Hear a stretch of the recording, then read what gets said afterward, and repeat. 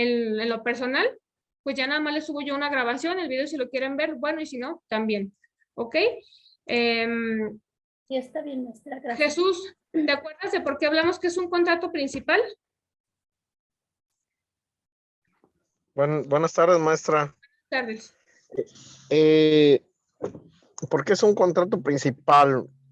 Deje acordarme, a ver si estoy en la misma sintonía. Creo que bueno, según yo, un contrato principal era cuando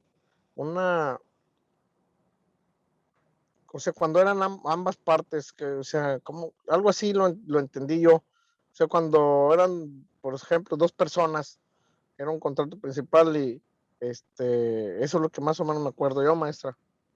Ahí les va, chicos, les voy a volver a repetir. Existen contratos principales y contratos accesorios. En este caso, el contrato de compraventa es un contrato principal porque no depende de un accesorio. Les expliqué. En cuestión de la compraventa, puede existir la hipoteca como contrato accesorio de la compraventa. Yo realizo mi compra de la casa, sin embargo, yo tengo la hipoteca de la misma porque yo le debo todavía al Infonavit, al banco, a cualquier ente que me haya prestado el dinero para yo poder pagar la casa. Entonces, la compraventa es un contrato principal porque no depende de un accesorio. En este caso, si yo lo hubiera comprado con un crédito de Infonavit, mi contrato de hipoteca se vuelve contrato accesorio porque depende de la compraventa. ¿Sí queda claro?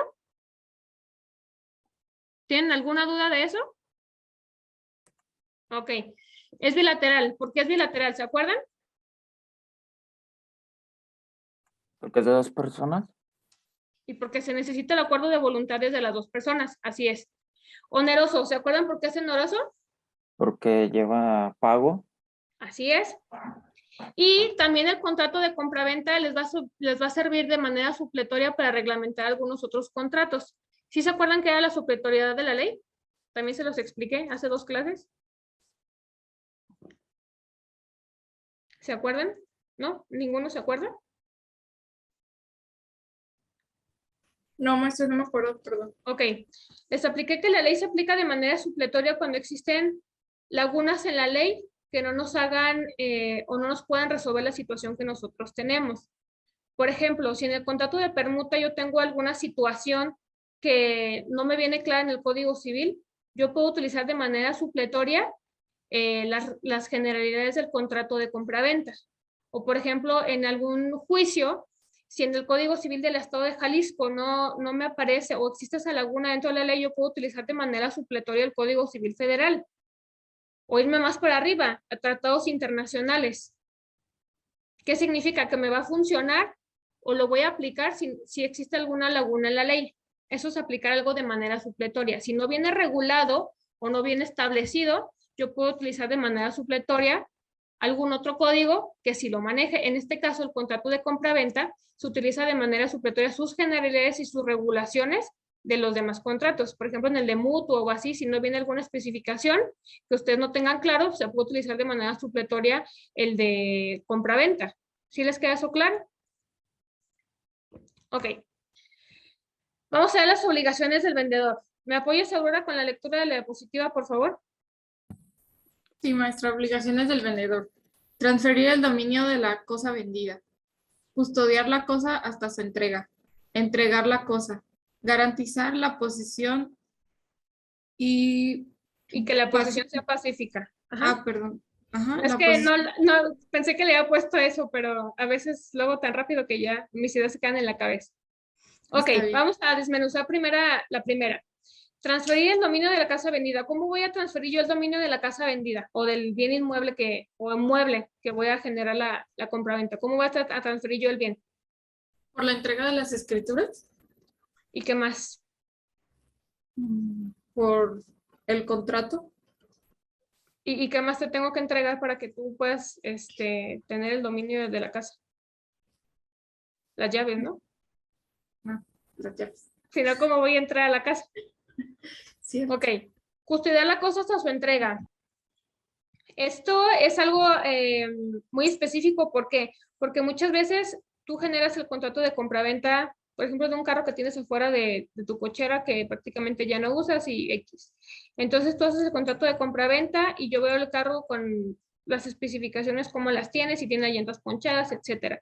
Yo tengo que entregar el vehículo o el bien inmueble en las mismas condiciones en las que yo generé el contrato. Es por eso que tengo que custodiar la cosa hasta su entrega para que no le pase alguna otra cosa. Por ejemplo, si estoy vendiendo un vehículo y resulta que le roban los espejos retrovisores, pues yo tuve que haber custodiado eso y del precio fijado por el precio cierto se va a tener que descontar o se va a poder hacer la rescisión del contrato si es que a mí como comprador ya no me parece que no esté en las condiciones que yo vi, en este caso el bien mueble o inmueble.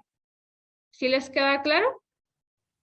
La entrega de la cosa, entregarles pues en este caso las llaves del vehículo, la posesión, las escrituras o en el caso de vehículos pues también los documentos que acrediten la titularidad del mismo. ¿Sí queda claro eso? Sí, es cuando se anuncia, ya sea con fotos o con especificaciones. Bueno, si hablando de un carro, no sé si tenga algún golpe, una rayadura, el comprador esté consciente y conforme de, y no tenga posteriormente otro tipo de anomalías.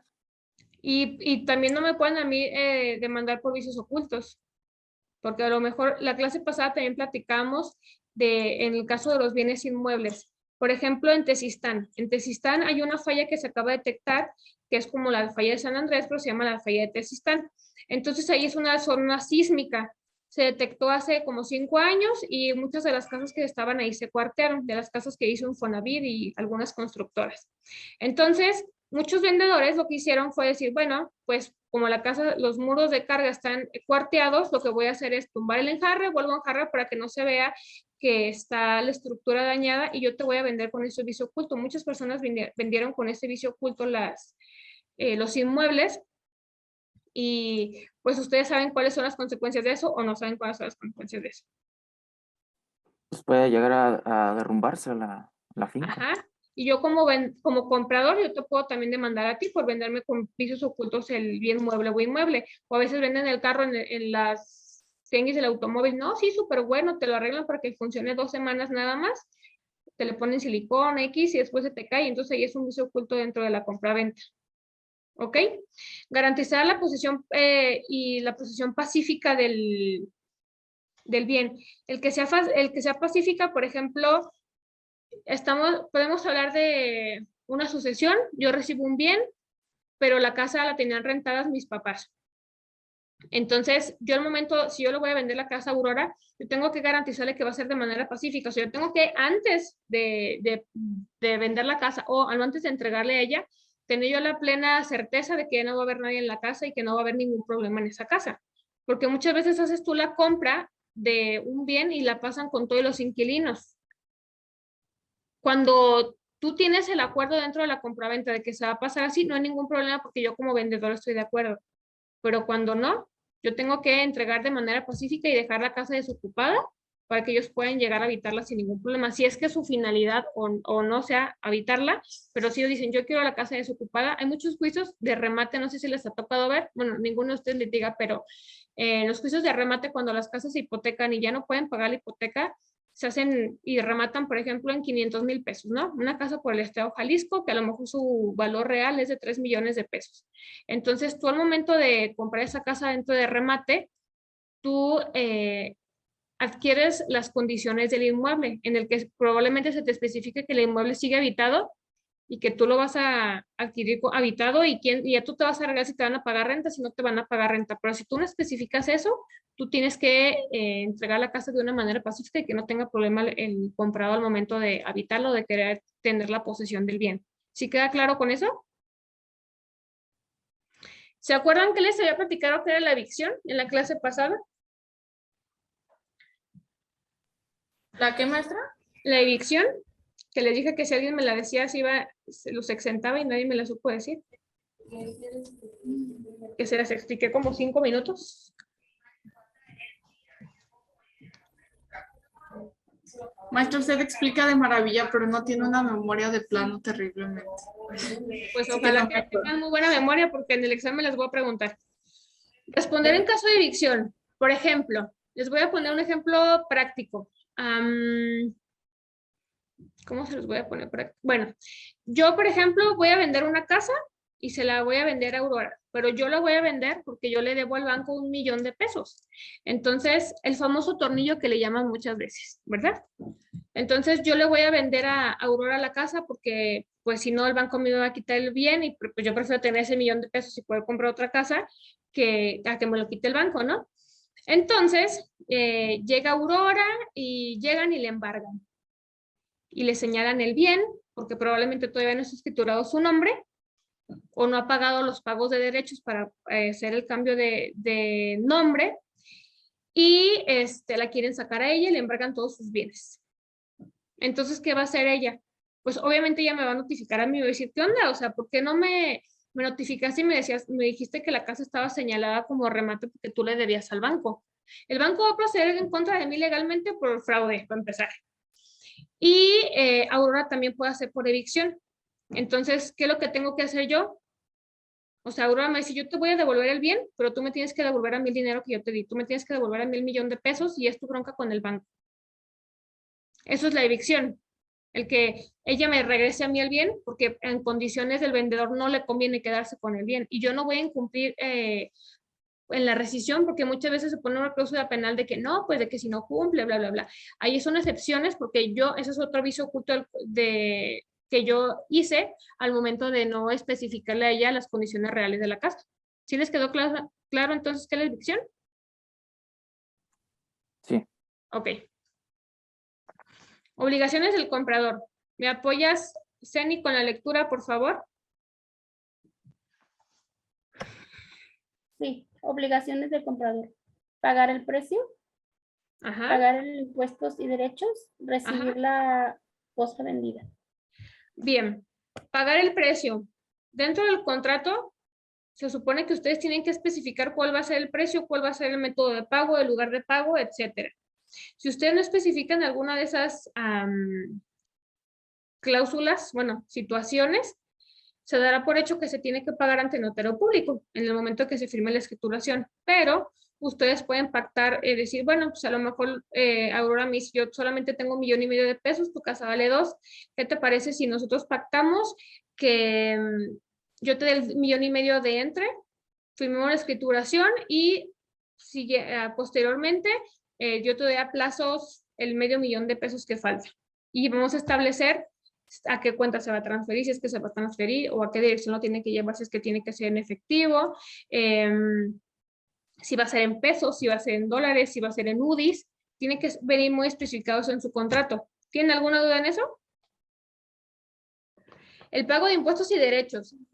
Antes de que ustedes puedan hacer un contrato de compraventa, tiene que estar libre de adeudos, de adeudo del agua, de predial, etcétera. Tú como vendedor, pero al momento de tu comprador pagas los impuestos y derechos que se te generan al momento de adquirir el bien, que es el impuesto sobre la renta y los pagos para el cambio de nombre. Esos casi siempre el notario te da el presupuesto de la escrituración y te dice, dentro de la escrituración te voy a incluir todos los impuestos y derechos. Entonces, hay que estar muy al pendiente también si vamos a trabajar con algún notario o a darle la confianza a algún notario, de que se hagan los pagos correspondientes, porque muchas veces ellos tienen personas notificadores que les apoyan con esos pagos y a veces se les pasa y no los hacen y el predial sigue llegando al nombre del anterior dueño y ustedes nunca se dieron cuenta que nunca se registró la escritura pública.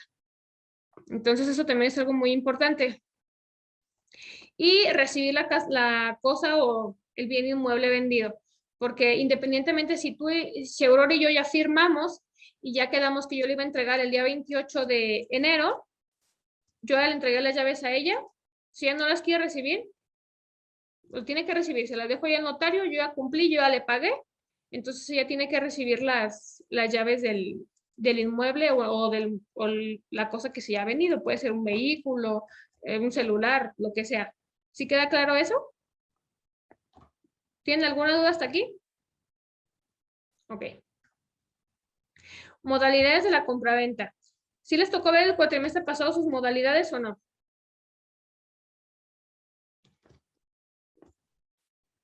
Bueno, empezamos con la primera. ¿Me apoyas, Jesús, con la lectura de la compraventa con reserva de dominio, por favor?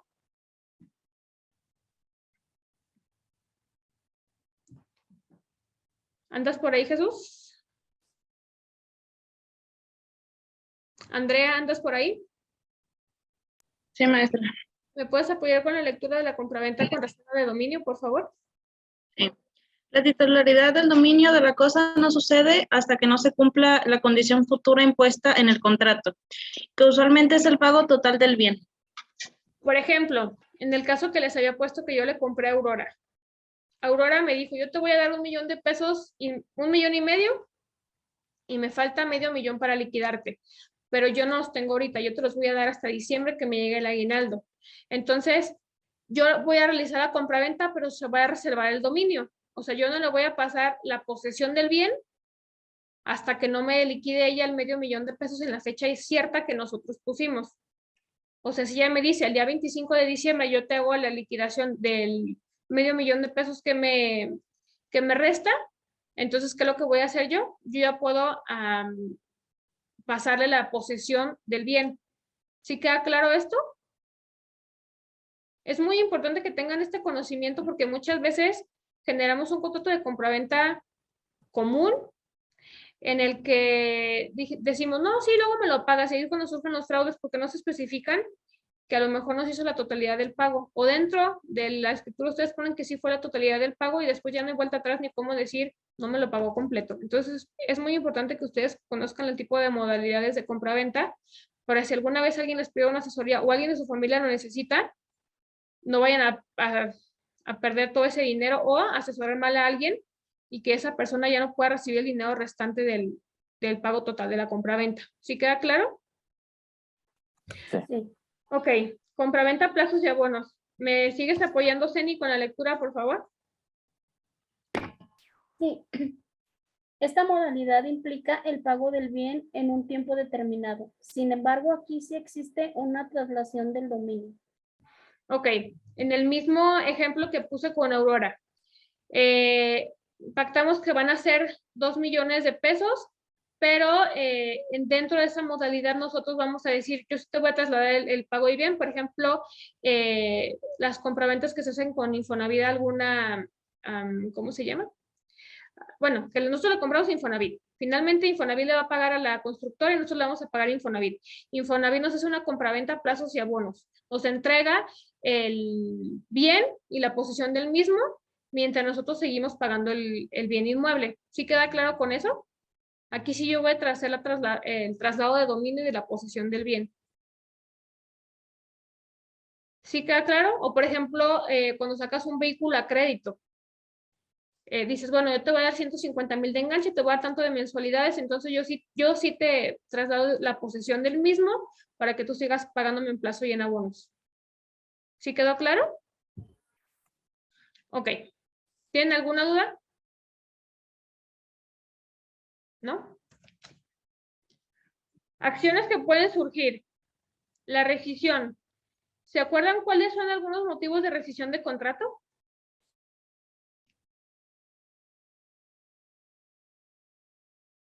¿No? ¿Ningún motivo de rescisión se acuerdan?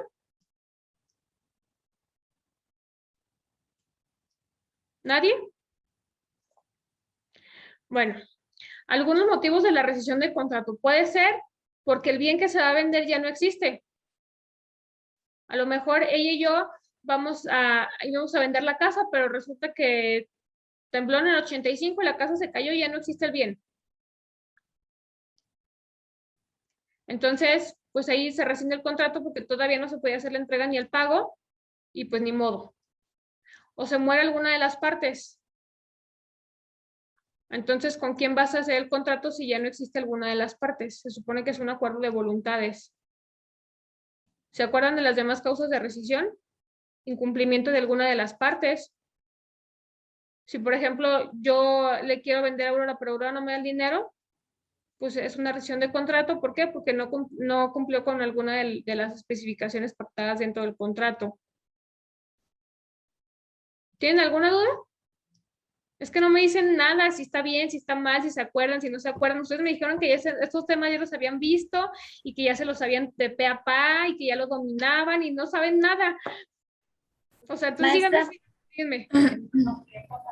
Yo en lo personal sí le comenté que yo no estuve en el otro cuatri y la verdad ya le pedí una disculpa porque porque no he estado al pendiente como debo de estar en esta materia. Yo la verdad sí estoy en cero, sí se lo dije desde el principio. Me da mucha pena.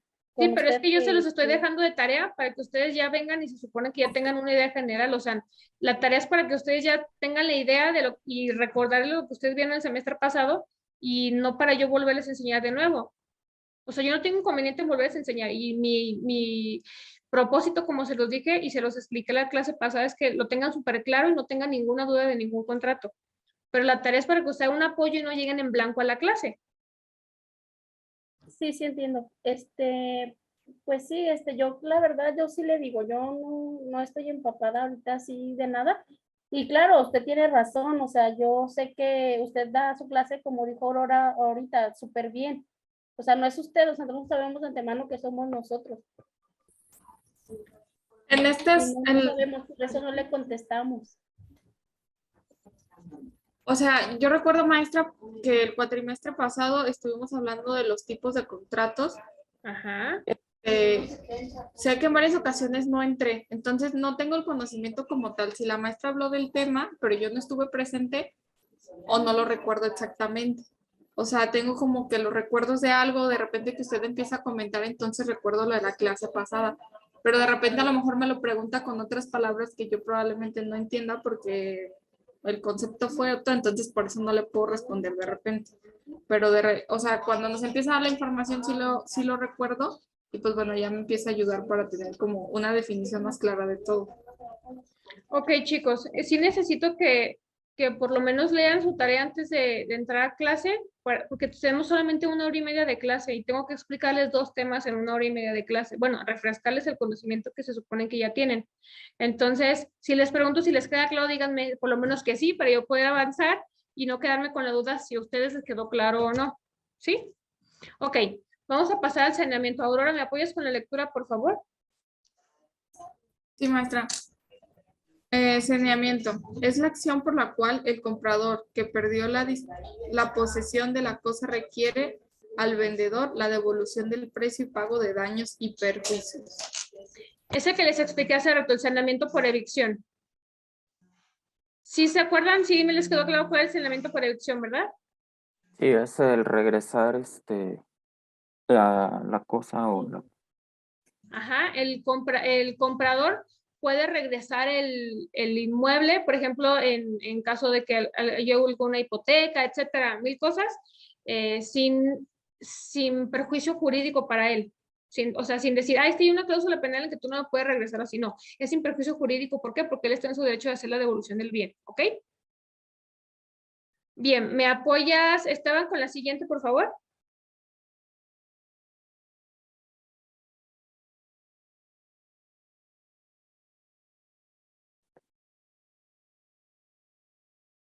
Es la acción, esa acción es estimatoria, ¿verdad? Implica la reducción del precio por vicios ocultos no declarados en la compraventa. Tiene un plazo de prescripción. Ok, la acción estimatoria es como les platiqué hace rato. Por ejemplo, en la situación de un vehículo, Esteban vio el carro y me dijo, sí, me gusta, vamos, te voy a dar 150,000 pesos por tu carro. Y yo digo, ok. Entonces yo le entrego el carro y el carro resulta que ya no tiene, no sé, los espejos o ya tiene un rayón o X. Alguna situación que haya pasado, entonces el vehículo ya no está en las mismas condiciones. Él me puede decir, ¿sabes qué? Puede ejercer una acción estimatoria en la que me dice, ¿qué te parece si hacemos una reducción del precio? ¿Por qué? Porque yo no me di cuenta en el momento en el que tú me entregaste el bien o que firmamos la compra-venta, que a lo mejor ya no tenía la computadora el vehículo o que el mofle estaba caído o etcétera. Igual con los vicios ocultos de los bienes inmuebles, que muchas veces te das cuenta después de un tiempo que la tubería no funciona o que tira el tinaco agua o así. Esto tiene una prescripción de 6 meses. Entonces, si tú dentro de esos 6 meses no haces válida tu acción estimatoria, ya después ya no puedes ejercerla. ¿Se acuerdan la diferencia entre prescripción y caducidad?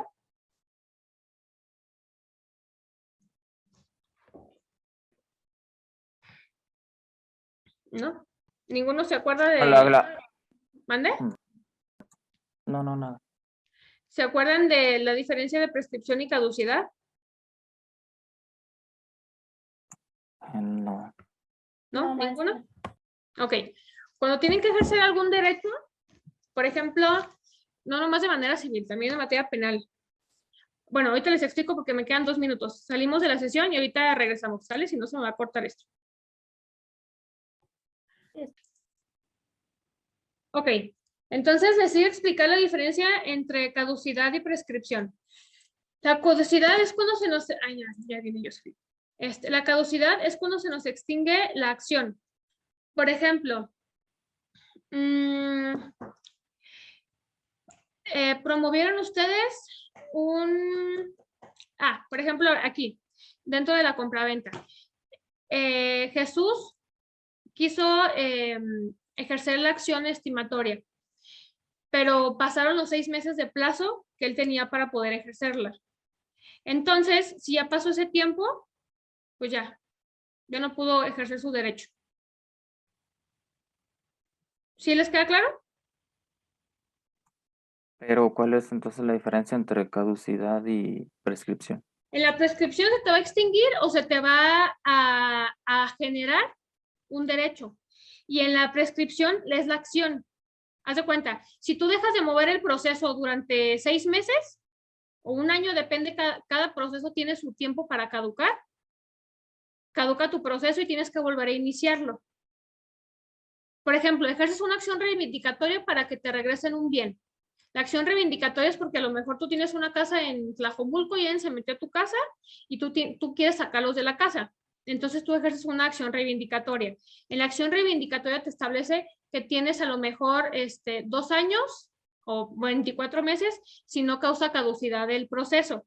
Si tú en ese tiempo pasó X situación, no le diste movimiento al proceso, tu proceso caduca y lo tienes que volver a presentar en ciudad judicial y volver a iniciar la demanda desde cero. ¿Sí me explico? Y en la prescripción, por ejemplo, en una situación penal, por ejemplo, en el caso de violación, tienes el tiempo de 6 años, por ejemplo, para tú poder realizar tu denuncia. Si ya pasó ese tiempo, tú ya perdiste tu derecho de poder ejercerla. ¿Sí me explico? Entonces, tú en la prescripción se te extinguió tu derecho de poder ejercer ese recurso. Y en la prescripción, tú dejaste de darle movimiento procesal al asunto, pero tienes que volver a presentarlo cuando te caducó y volver a iniciarlo desde cero. ¿Sí les quedó claro? Es que en los dos me dice prescripción. No. Maestra, es que los dos están diciendo prescripción. Ah, sí, perdón. Bueno, la caducidad, perdón, dije, perdón, ahí fue cosa mía. La caducidad. Si en la reacción reivindicatoria a mí se me pasaron los 24 meses y no hice un movimiento procesal, ¿qué es un movimiento procesal? Que yo presente pruebas, que yo presente promociones, que a lo mejor no me den fecha o no solicito fecha para audiencia. Si ya se me pasaron a mí esos 24 meses que probablemente a mí me está dando el juzgado, se caduca mi proceso.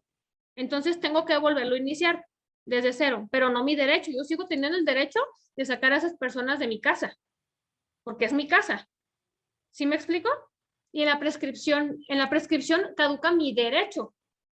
Por ejemplo, en los delitos se tiene una media para la prescripción del delito, que te dice, bueno, de acuerdo al delito te dice, si en la violación son 6 años, por ejemplo, y ya pasó ese tiempo de que a mí, de que pasó la violación, a mí me prescribe el derecho de yo poder ejercer la denuncia.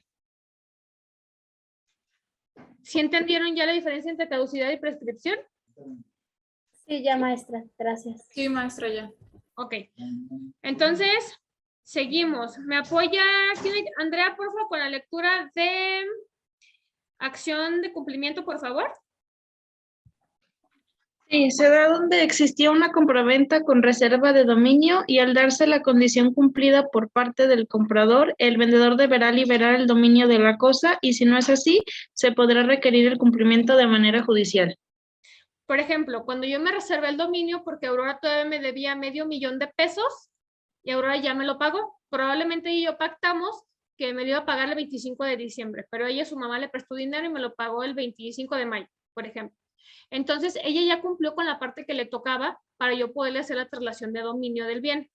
Sin embargo, yo no quiero por X situación, o porque no estoy en el país, o porque X, yo no quiero hacerlo, y ella me puede requerir a mí judicialmente para poder adquirir ya la titularidad del bien y la posesión del mismo. ¿Sí les queda claro? Ok. ¿De la compraventa tienen alguna duda? Quedaron también en mandarme, aunque sea uno, no sea malo, súbalo en Classroom, el contrato que ya tenían de compraventa que les había facilitado la maestra de la clase pasada. Aunque sea nada más uno que lo suba para yo poder revisarlo y ver que esté correcto. Si está correcto, lo pueden utilizar de machote, si no, no. Y recuerden también lo que les había dicho de las formalidades. Siempre un contrato de compraventa de bienes inmuebles tiene que ser formal. ¿Se acuerdan por qué les dije que tiene que ser formal o a qué se debe que tenga que ser formal? No, maestra, no lo recuerdo. Cuando es de bienes inmuebles, porque tiene que haber un acto de solemnidad con notario público y que tiene que constar en escritura pública. Porque, por ejemplo, si estamos haciendo una compraventa, si existen las compraventas y contratos privados de compraventa, sí, sí existen. Pero en bienes inmuebles, como también lo marcaba la permuta, se tiene que hacer la formalidad y la solemnidad de que tenga que ser ante notario público. ¿Sí queda claro? O sea, yo puedo hacer un contrato privado de compraventa y yo le vendo hasta mi coche, no hay ningún problema, pero mi casa no. También les queda claro eso para que no vayan a tener, luego te dicen, no, ¿para qué vamos con el notario? Nos ahorramos. No, no te ahorras. O sea, es algo que viene y que está establecido que tiene que ser así. No nomás porque lo marca la ley, sino es para certeza y seguridad jurídica de ambas partes. Porque probablemente a lo mejor Esteban dice, yo voy a hacer un contrato privado y en la casa a lo mejor tiene un gravamen. Y él ni cuenta se ha dado que la casa tiene un gravamen y está hipotecada por X deuda que a lo mejor tiene o porque a lo mejor él la pagó Infonavit y se le olvidó liberar la hipoteca, porque pasa, eso es muy común que las personas adquieren algún crédito hipotecario de algún banco o de Infonavit y nunca hacen el trámite de liberación de hipoteca y ya cuando quieren vender, pues resulta que tiene un gravamen el bien. Y pues esa investigación la hace el notario público y te dice, no, tienes que solicitar el certificado de libertad de gravamen y eso lo hace el notario público. ¿Sí queda claro? ¿No les queda Sí. ninguna duda? No, sí está claro. Bien, entonces nos pasamos a la donación. Ay, qué tonta, no le puse aquí el... Ok. Déjenme, me paso porque luego se regresa esto. Relativos de dominio, características. Donación. Ok, ¿se acuerdan cuál es la definición de donación?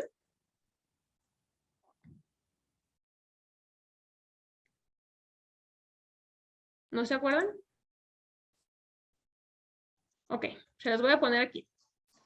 El contrato de donación es un contrato relativo de dominio mediante el cual una persona llamada donante transmite de forma gratuita o una parte de sus bienes presentes a otra llamada donatario, siempre reservándose los bienes necesarios para subsistir.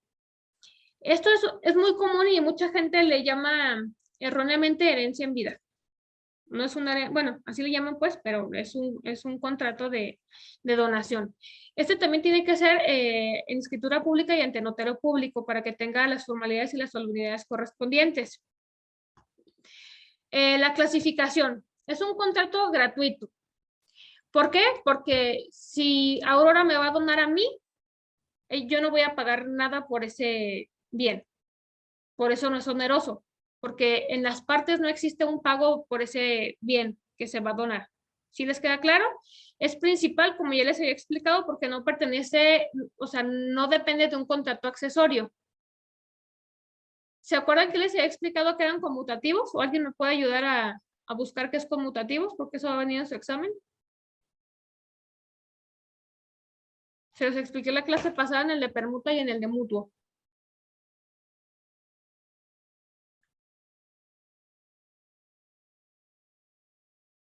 Que tiene que haber una igualdad en lo que se da y en lo que se recibe. Ajá. Si yo, por ejemplo, te estoy diciendo, te voy a donar la casa que está en la Casa de Independencia número 25, entonces en la escritura que tú vas a firmar como donante, yo la voy a recibir como donatario, que sea la Casa de Independencia número 25, el bien que se encuentra en esa ubicación. ¿Sí me explico? Unilateral. ¿Se dan cuenta que en este contrato, a diferencia de los demás, cambia de bilateral a unilateral? Sí, porque es la voluntad de una persona. Ajá, basta con la voluntad de una sola de las partes para poder realizar dicho contrato. Y consensual, porque pues ambos están de acuerdo. Finalmente, aunque tú me la dones, pues yo finalmente tengo que estar ahí para recibirlo y firmarte de recibido. ¿Ok? ¿Hasta aquí alguna duda de las características? No. No. Ok. ¿Se acuerdan que dentro de las características les acabo de decir que es un contrato gratuito? Pero también existe una donación onerosa. Por ejemplo, la casa que la mamá de Aurora le va a donar todavía no la termina de pagar ante el Infonavit y todavía tiene gravamen. Entonces ahí la donación se considera onerosa. ¿Por qué? Porque ella va a terminar de hacer los pagos correspondientes para poder quedarse con ese bien. Por ejemplo, a su mamá le faltan 2 años para terminar de pagar en el banco, en el Infonavit, a quien sea. Pero ella le cede la titularidad de los derechos, en este caso le dona la casa, entonces Aurora se hace cargo de los últimos 2 años que le corresponden de pagos. Se considera onerosa porque no fue de manera gratuita, porque ella va a tener que seguir cumpliendo con la obligación para poder liberar el gravamen del bien. O por ejemplo, que te pasan un coche que está a crédito. Te dicen, ¿sabes qué? Tú nada más dame a mí lo que yo di de enganche y las 2 mensualidades que di y tú continúas con el pago. ¿Sí queda claro? Bien. Ahí les va. O sea que Dime. se puede, ¿cómo se puede? Se pasa con todo y adeudo, ¿no? Ajá. Por eso no se puede considerar gratuito, porque finalmente genera un bien cierto en dinero y se considera oneroso, porque finalmente la persona que va a recibir no va a ser de manera gratuita. A lo mejor Tiene que recibes un pagar. 70% gratuito, por ejemplo, en el caso de Aurora, que a lo mejor su mamá dice, ya no me quedan 2 años para pagar, tú terminas de pagar y ya es tuyo. Pues te está cediendo el 80% que ya pagó, pero el otro 20% tú tienes que adjudicártelo y terminarlo de pagar. ¿Sí quedó claro, Esteban? Ok. Jocelyn, ¿me apoyas con la siguiente por la lectura, por favor? Claro, dice donación onerosa. Cuando el bien a donar tiene un gravamen, cuando es universal el donatario, debe cubrir los pasivos del patrimonio donado. Ajá, que es lo que Y estamos hablando. Los pasivos son los gastos o adeudos.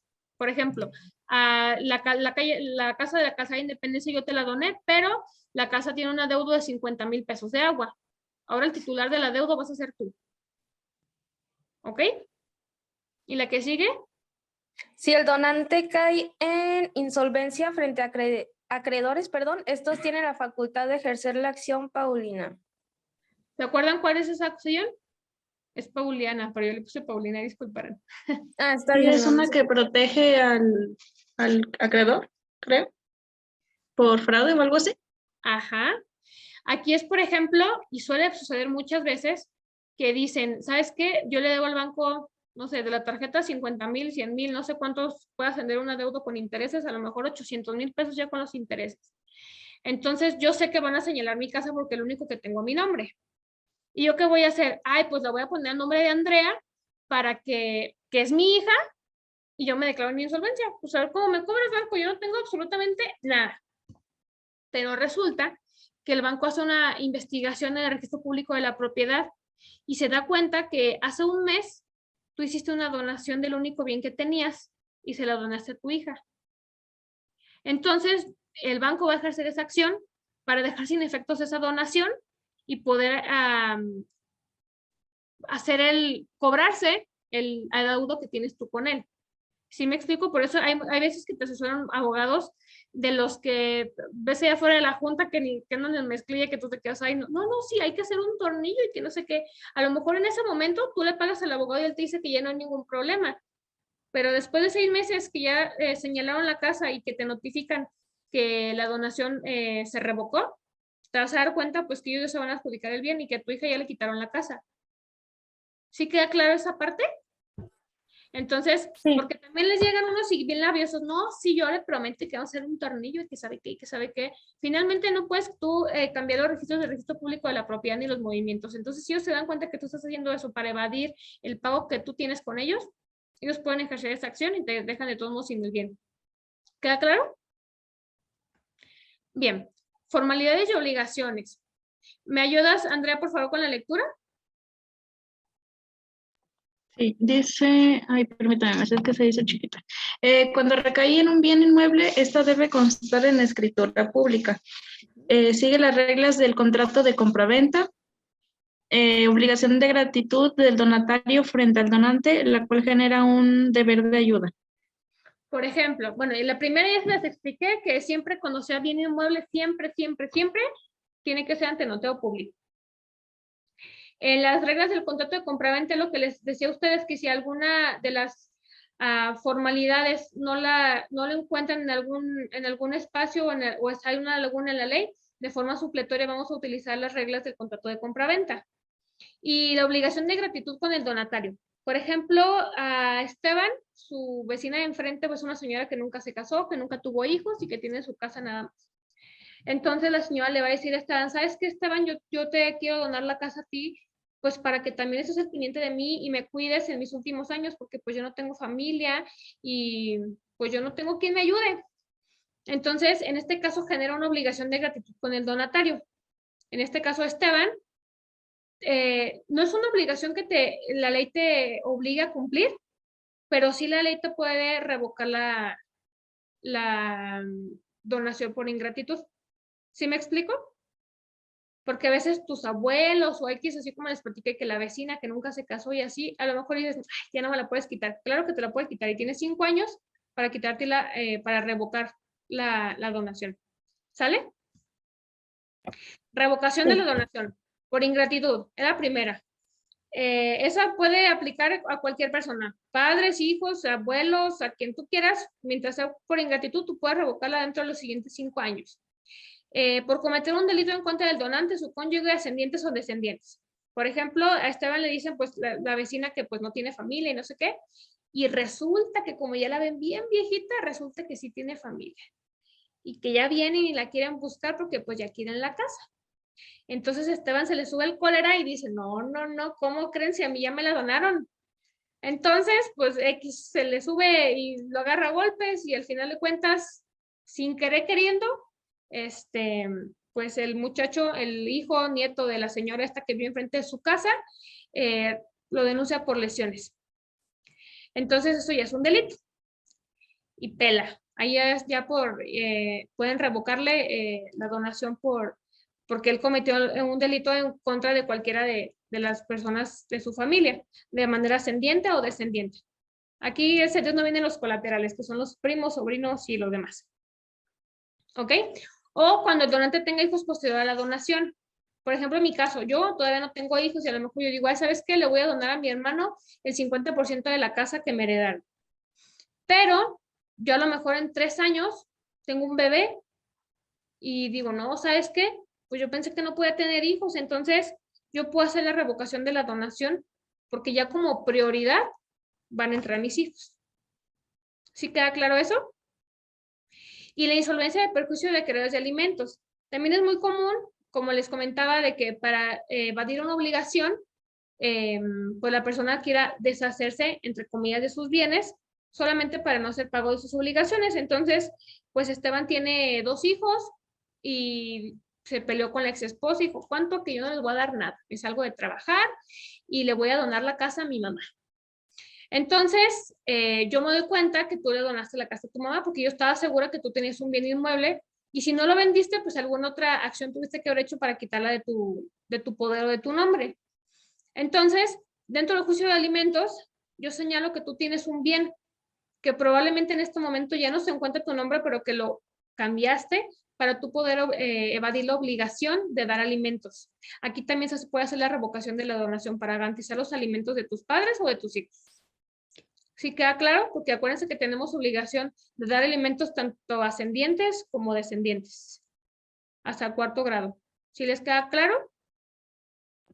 También, en las notarías, eso es la generación de pago de impuestos. Te dice que es un contrato gratuito, pero obviamente se paga la escritura pública y se paga también los gastos y honorarios del notario. El único, bueno, y también se paga el impuesto sobre la renta, que es el ISR. De la única manera en que tú te evitas el impuesto de pago del ISR es si la donación es ascendiente hacia tus padres o descendiente hacia tus hijos. Si tú quieres donarle a alguna otra persona, tienes la obligación de hacer el pago de impuestos requeridos por el gobierno. ¿Sí les queda claro? Es por eso que es muy común que la donación siempre sea hacia los hijos o hacia los nietos. Porque es decir, no, que al sobrino y así, pero pues así ya pagas tú un impuesto sobre la renta y se calcula de acuerdo al valor del bien inmueble que se está haciendo la donación. ¿Sí queda claro? Ok. Y pues ya es todo. ¿Tienen alguna duda? ¿Algún comentario? ¿Alguna observación? Bueno, como comentario, ahorita que estamos viendo así, Ajá, yo sí entré a la mayoría de las clases con la maestra Yajaira, ajá. pero los veíamos como más superficiales los contratos. Es por eso también que ahorita hay cuestiones que nos quedamos así porque no se vieron. O sea, más bien como que los conocimos. ¿Saben qué? Este es un contrato fulano de tal, y lleva esto, esto y esto. Entonces, no era, esto lo lleva porque es así y así. No sé si me doy a entender. Entonces, también por eso como que estamos más fríos. Ok, Y bueno, al menos yo en mi caso no había entrado. Yo avisé a la dirección. A mí me operaron el día 13 de enero. ajá. Apenas, de hecho sigo incapacitado, pero por lo mismo que las clases son pocas, hice por ya entrar. Ese es en mi caso. Y pues nada más hacerle del conocimiento que yo que sí estuve con la maestra de Jaira, eso sí lo vimos todos los contratos de traslado de dominio, pero solamente como se lo digo, este es contrato de donación por esto, por esto y por esto, y lleva esto y esto, este es un contrato de compraventa por esto y por esto, y lleva esto y esto, es lo que vimos, o sea, lo que se vio con ella. O sea, no les explicó las generalidades ni el contenido ni nada. Es que cuando yo les mandé a ustedes el programa, me dijeron, es que ya vimos todo eso. Entonces, pero no supe qué profundidad lo vieron. Es por eso que yo les dije, bueno, les voy a explicar de manera general lo que es y si ustedes tienen alguna duda, pues yo con muchísimo gusto se la resuelvo. Como yo no supe qué tanto se adentraron con la maestra a cada uno de los contratos, solamente me dijeron que habían hecho un contrato de compraventa, bueno, que ya les pasó un machote, es por eso que yo se los solicito para revisarlo, ver que esté correcto. Yo se lo mando, yo lo tengo. Ok. Y también les recuerdo que la siguiente clase hay examen, entonces ahorita les voy a hacer un repaso de lo que vimos la clase pasada, por los que no estuvieron, creo que no estuvo Andrea ni Esteban, ¿quién más no estuvo? Y Jocelyn, para que tengan una idea general del contrato de mutuo y el de permuta, porque va a venir en el examen, y para que no estén en blanco, ¿sale? Aquí las tengo. Permuta. Serni, ¿me apoyas con la lectura, por favor? Al cabo ya lo vimos la clase pasada y también me apoyaste con la lectura. Sí, claro. Permuta. El contrato de permuta es por el cual las permutantes se obligan recíprocamente a intercambiar el dominio de una cosa por otra, es decir, el intercambio de un objeto por otro. Sujetos que intervienen en el contrato de permuta. Son dos partes las que intervienen. Ambos se llaman permutantes. Requisitos de existencia de los contratos de permuta. Consentimiento, objeto, preferencia en el ¿qué? De pago. Preferencia en el pago. Ok. La clase pasada les expliqué. A lo mejor yo te voy a permutar a ti, Esteban. Yo tengo este iPhone. Entonces a mí me gusta el Samsung que tú tienes. Tú y yo vamos a generar un contrato de permuta. En el que especificamos que yo te voy a dar el iPhone 12 fulano de tal, de tantos gigas, y tú me vas a dar el Samsung A50 y no sé qué, con tantos gigas, etcétera. Entonces, tú ahí estamos generando el contrato de permuta. También les comenté que cuando se hace permuta de bienes inmuebles, forzosamente se tiene que tener la formalidad también de tener una escritura pública y ante notario público.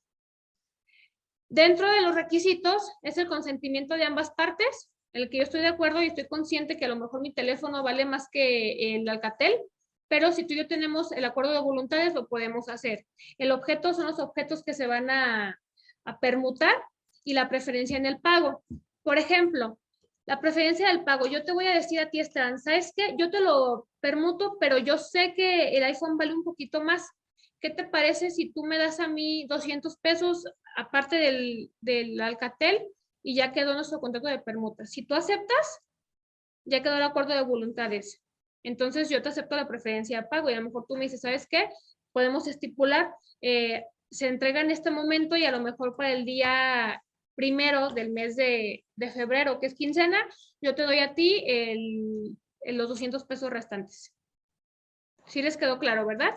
¿Tienen alguna duda? Digo, estoy así como haciendo algo así muy rápido para que lo tengan nuevamente en mente.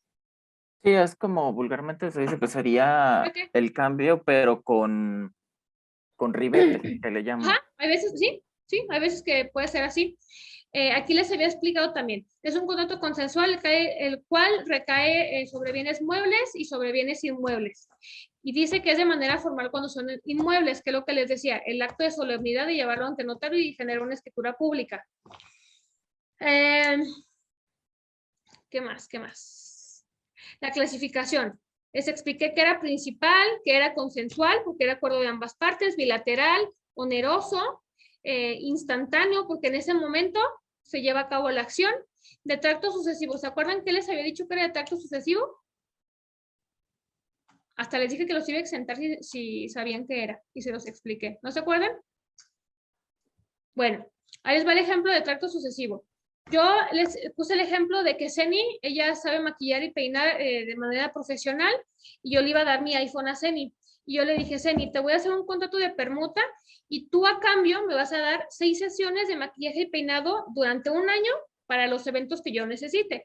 Para mi graduación, para la boda de mi prima, para mi boda al civil, etc. Entonces, ella y yo pactamos que va a ser de esa manera. Yo le entrego a ella el bien y ella a mí me va a entregar durante ese año las 6 sesiones de maquillaje y peinado. Se le llama de tracto sucesivo porque nosotros diferimos el cumplimiento de las obligaciones contraídas. Yo a lo mejor en este momento le entrego el iPhone, pero ella y yo diferimos la entrega de lo que se me tiene que dar a mí y ponemos el plazo de un año, por ejemplo. O ponemos el plazo de que cada 2 meses que yo tenga esos eventos, o yo le doy las fechas específicas en las que yo voy a tener esos eventos, ella me va a hacer, como quien dice, la entrega de la otra parte que va a ser dentro de mi permuta. ¿Sí les queda claro lo que es de tracto sucesivo? Ok. Sí, maestra. Formal y conmutativo. El formal ya lo hablamos que era de escritura pública, el conmutativo también ya lo acabamos de ver. ¿Sale?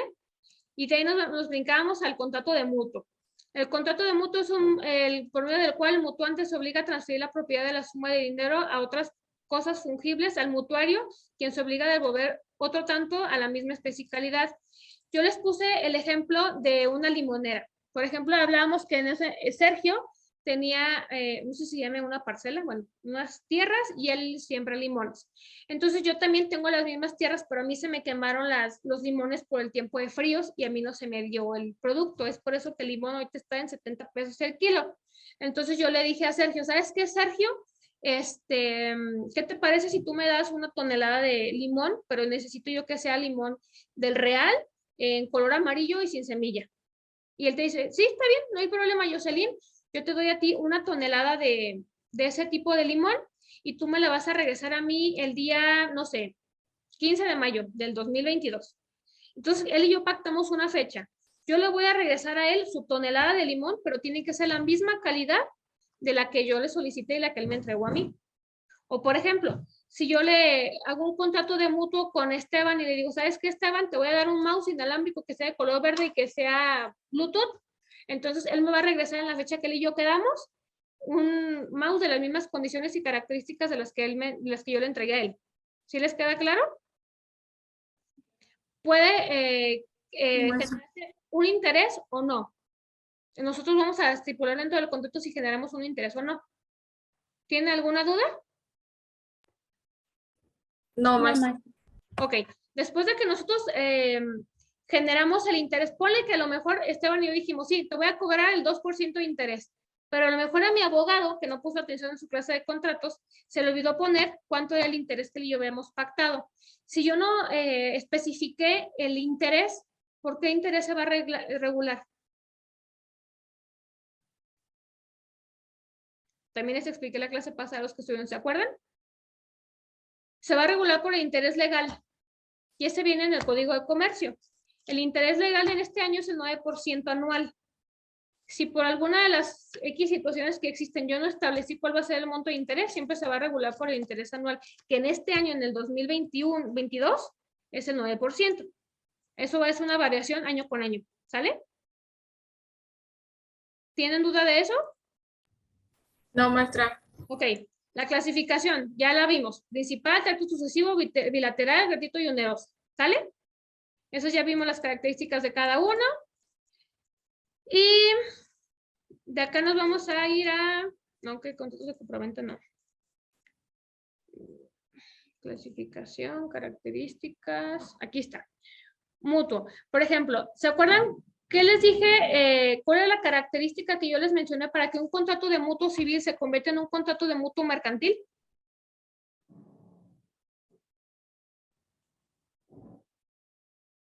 Aurora, Ceni y Jesús, que estuvieron en la clase pasada, ¿se acuerdan cuál es la característica que les dije para que un contrato de mutuo civil se convierta a mercantil?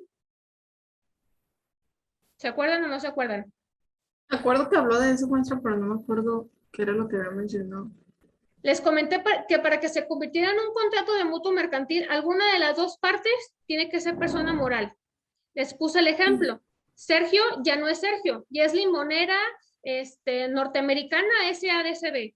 Entonces, si yo estoy haciendo el trato ya no con Sergio, sino con él como persona moral, que es limonera americana SADCB, ahí se convierte en un contrato de mutuo mercantil, porque ya no somos dos personas físicas, ya interviene una persona moral. Entonces, si dentro del contrato de mutuo una o las dos partes son personas morales, se convierte en contrato de mutuo mercantil. ¿Sí les queda claro? Bien. El mutuo civil, ya se los expliqué, es el que acabamos de ver ahorita, el que puede tener simple o con intereses. Ustedes pactan el interés. ¿Vamos bien? Ok. Y ya, fue lo que vimos. Bueno, se los expliqué así como que mucho, pero se los desmenucé en la clase.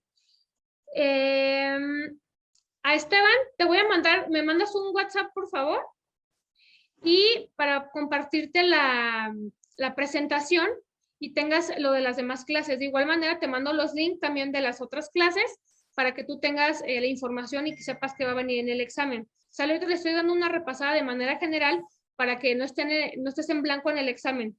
¿Tienen alguna duda de los que hemos visto en estos días? No, maestra. ¿Alguna observación? No. Todo bien. Ok, entonces, ¿cuál es la diferencia entre el contrato de mutuo y el de permuta?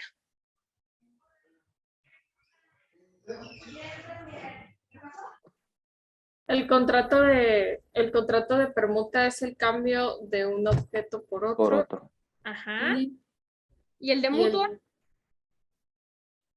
Y el de mutuo, bueno, pues que también puede ser como un intercambio, pero quizás el valor no sea el mismo, pero pues sí estamos de acuerdo.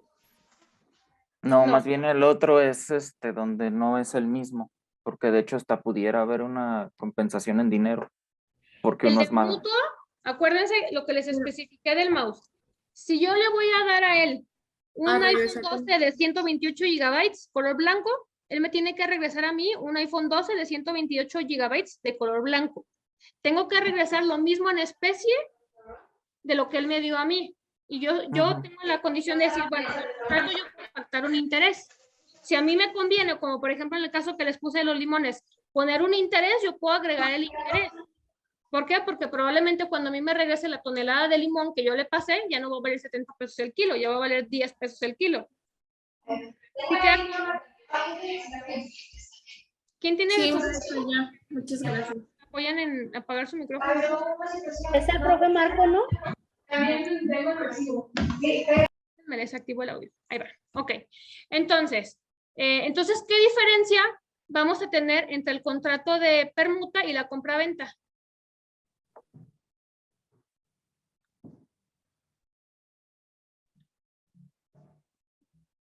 ¿Recuerdan? Que la compraventa es el pago del bien cierto y en dinero. Forzosamente tiene que ser en dinero. Si yo agrego y te digo, ¿sabes qué? Te voy a hacer a pagar con 2 vehículos de lujo, 2 Mercedes-Benz y a lo mejor un Porsche, ahí ya no se convierte en una compraventa, ya es un contrato de mutuo. La compraventa siempre tiene que ser por un bien cierto y en dinero. ¿Sí? Entonces, ¿qué es un contrato por el medio del cual yo traslado el dominio de un bien, mueble o inmueble, pero por un bien cierto y en dinero?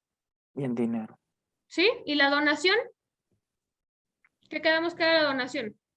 ¿Qué partes intervienen en la donación? ¿Quiénes son las personas que intervienen? Donante y donatario. Ajá. ¿Y cuál es el acto de donación?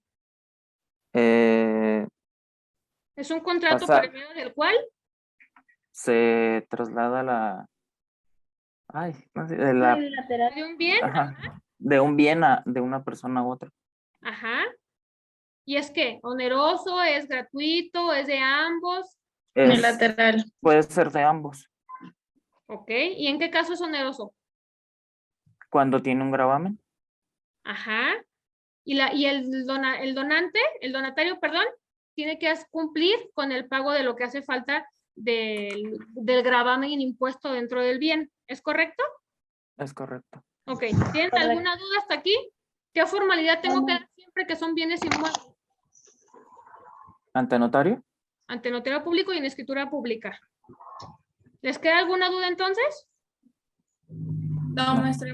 No, maestra. También les hice mención cuando les platiqué del contrato de mutuo, del contrato de esperanza, en el que a lo mejor Esteban y yo pactamos lo de los limones, pero dentro del contrato especificamos que yo le voy a dar las toneladas que surjan de mi tierra durante 2 meses.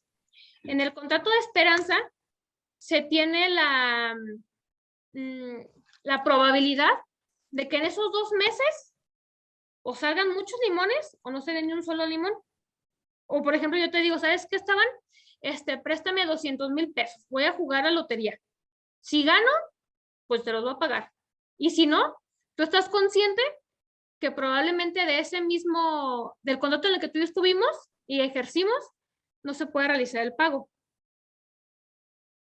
¿Sí queda claro? ¿Con la diferencia del mutuo? Ok. ¿Tienen alguna duda entonces? No. Ya se va a No, acabar la sesión. Ahorita terminamos y regresamos. ¿Sale? Sí, está bien. Sí.